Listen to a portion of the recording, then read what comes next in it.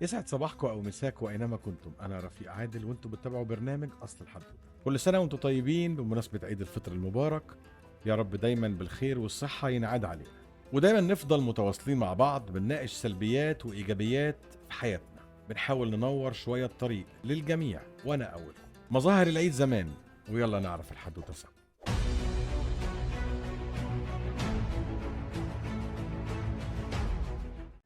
أكيد مظاهر العيد زمان اختلفت عن مظاهر العيد في وقتنا الحالي بشكل كبير. في مظاهر من مظاهر العيد زمان اندثرت، في مظاهر تانية في طريقها إن هي تندثر. طبعا أول مظهر من مظاهر العيد زمان كان الكحك. الكحك زمان كان بيتقرص في البيوت، كان بيتسوى في البيت أو بيتسوى في الفرن البلدي اللي جنب البيت. وطبعا كلنا فاكرين المشهد الفنان أحمد حلمي في فيلم عسل أسود لما نزل مع الفنان إدوار وشايلين على راسهم صاجات الكحك ورايحين يودوها الفرن عشان تتسوى. طبعا الموضوع ده كان موضوع جميل جدا جدا، وكان ست البيت كانت دايما هي اللي بتعمل الكحك زي ما هي بتعمل كل حاجة في البيت. الأكل كان في البيت، كان كل أنواع الأكل في البيت، ما كانش فيه الإمكانيات المتاحة حاليا، الدليفري والأكل من بره. فالكحك ده مظهر جميل من مظاهر العيد. حاليا أنا شايف إن هو في المدن والمحافظات الرئيسية اندثر قصة إن ست البيت بقت تعمل الكحك، إلا نادرا لما بيحصل. ودي بصراحة حاجة يعني بتضايقني. أنا عاصرت الفترة دي وشفت ناس كتير جيراننا وأهل بيتي نفسهم. والدتي كانت بتقوم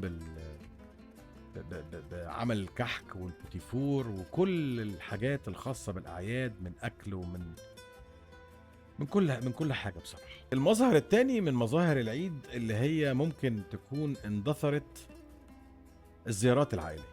كنا زمان بنعيد على بعض بزيارة عائلية، ما كناش بنعيد على بعض بصورة أو بستيكر على الواتساب نبعته عيد فطر مبارك، أو كل سنة وأنتم طيبين، كل عام وأنتم بخير. الكلام ده ما كانش موجود. كان في زيارة عائلية لبيت الجد والجدة يوم العيد الصبح، يوم الوقفة الصبح، كلنا بنروح بنقعد بنتجمع، العمام والخلان والقرايب، بنقعد على سفرة مع بعض، بنتلم في أكلة حلوة، في مشروب حلو، ونفتح كلام وننبسط ونضحك ونهزر. الحاجات دي كلها مش موجودة دلوقتي. أنا مش طالع أنكد عليكم بصراحة، بس أنا بقول المظاهر اللي هي كانت موجودة، وفي مظاهر حلت مكانها برضو ما هياش وحشة. يمكن احنا شايفينها مش كويسة عشان احنا عصرنا مظاهر معينة، لكن الأجيال الجديدة اللي طالعة دي ذكرياتها، ودي اللي هتفضل ان هم بيعيدوا على بعض بصورة معينة بمسج معينة. فاكرين الرسالة اللي كانت بتقول كذا لما كنا بنعيد على بعض لما هيكبروا؟ نفس القصة.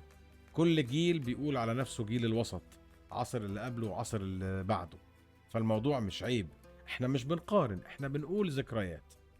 طبعا المظهر الثاني او الثالث من مظاهر العيد زمان الخروجات. كنا بعد لما نزور العيلة ونقعد ناكل أكلة حلوة ونشرب مع بعض شاي أو قهوة أيا كان المشروب، كنا إحنا بقى الشباب في العشرينات نيجي بقى لخروجة العيد بالليل.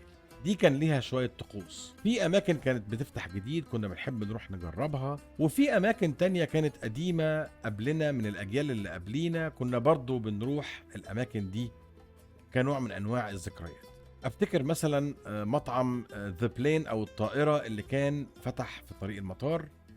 ده كان طفره ونقله رهيبه.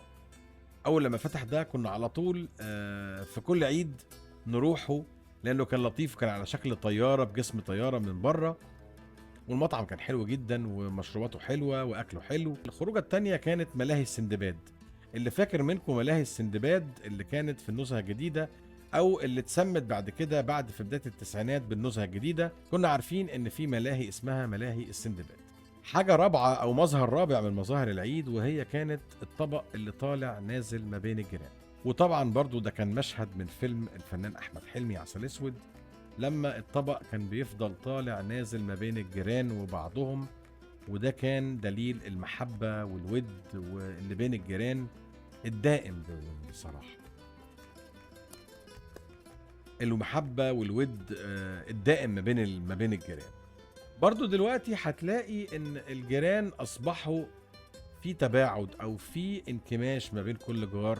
يقول لك لا انا ما اعرفوش، لا ما اعرفش ايه، لكن بمرور الوقت بيبتدوا يتعرفوا على بعض، لكن الطبق مش موجود للاسف.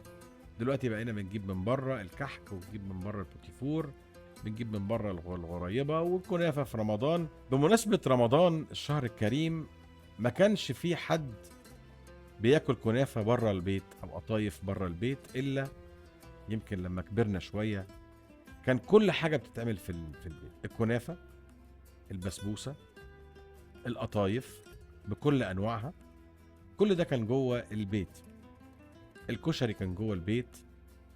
الاكل العادي بتاعنا، الخضار والرز طبعا، كل ده كان بيتعمل من ست البيت. كانت مهتمه جدا ان ولادها ما ياكلوش من بره، عشان ما كانش فيه اختيارات كتير بره برضو زمان، وكانت بتخاف ان هما ياكلوا من بره لا يتعبوا او يعيوا. مظهر خامس من مظاهر العيد، وانا بحس ان هو بيفرق معايا جدا، وهو الجيران. الجيران كانوا بيعيدوا على بعض بشكل اخوي، بشكل اخوي، شكل رائع، شكل جميل. يزوروا بعض في الاعياد، اعياد هنا او هنا، انا بتكلم بشكل عام كمصريين. التآخي والتآلف والود والاحترام والمحبة كانت هي السمات السائدة. قلما لما كنت تلاقي جار يتخانق مع جار او يشد مع جاره. المواضيع دي كانت مش موجودة تقريبا او نادرة جدا. الجيران كانوا بيطلعوا على السلم مش بالاسانسير. الجيران كانوا بيطلعوا على السلم، كانوا بيقابلوا بعض على السلم. حاليا بيقابلوا بعض في الاسانسير لمدة 3 4 ثواني لحد ما يوصل الدور اللي هو رايحه. لكن السلم، الدور التاني او التالت، كانوا بيتكلموا في مسافة السلم وهم طالعين. عامل ايه، اخبارك، ازيك، كل سنة وانت طيب، ما تيجوا تشربوا الشاي عندنا، اتفضلوا اشربوا القهوة معانا. الحاجات دي مش موجودة دلوقتي في الاماكن الجديدة والمدن الجديدة. اللي هو الامتداد اللي هو السطحي مش الرأسي، خلى ان عدد الجيران قلوا، بالتالي العلاقات والتآخي والاحترام والود قلوا بشكل طبيعي جدا. لو فاكر مظهر من مظاهر العيد زمان احنا ما قلناهوش، ابعت لنا في التعليقات. نحب نسمع آرائكم، ونحب نتواصل معاكم دايما بشكل فعال. ده شيء بيسعدني جدا جدا جدا، وانا بشكركم على تفاعلكم على القناة معانا. وانا مش هقدر اعمل اي حاجة ولا اطلع ولا اتكلم الا لو انتم موجودين في القناة وبتتفاعلوا معايا وبتعلقوا وبتعملوا اعجاب. انا بشكركم جدا جدا جدا، وكل سنة وانتم طيبين، وعيد سعيد عليكم، ويا رب دايما متجمعين في الفرح مع بعض. كنت معاكم رفيق عادل في اصل الحدوتة، واستنونا في حواديت جاية كتير. اشوفكم.